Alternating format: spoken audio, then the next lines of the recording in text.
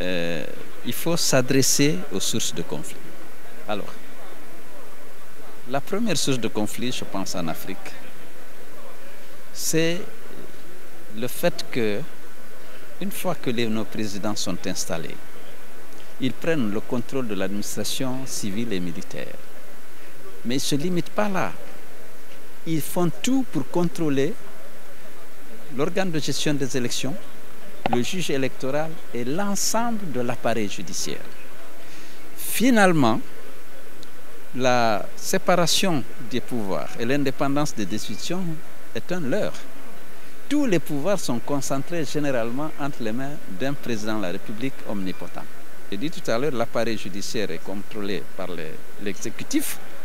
L'opposition n'a pas de recours contre les fraudes électorales, contre la violation de la loi fondamentale et des lois de la République, même contre la violation des engagements internationaux des États.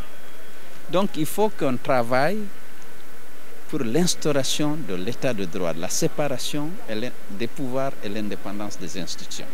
Si cela ne revient pas, il y a toujours une source de conflit.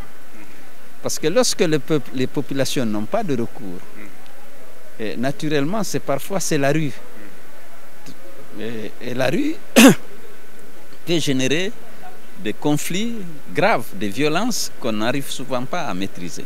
Il faut qu'il y ait des recours autres que la rue, qu'il y ait les recours, qu'il y ait la justice, qu'elle soit indépendante et qu'elle puisse garantir la sécurité des personnes, la sécurité des biens, la sécurité des contrats, mais également le respect des droits de l'ensemble des citoyens. Je pense qu'il faut faire un effort à cet égard.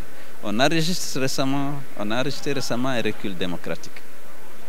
Mais le recul démocratique est une conséquence de l'échec des politiques de développement, mais également du recul de l'état de droit.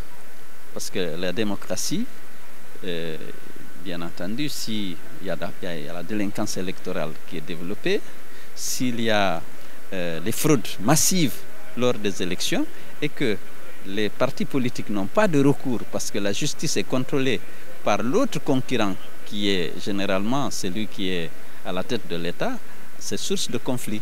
Donc il faut identifier les sources de conflit et éteindre les conflits pour que la paix et la sécurité règnent.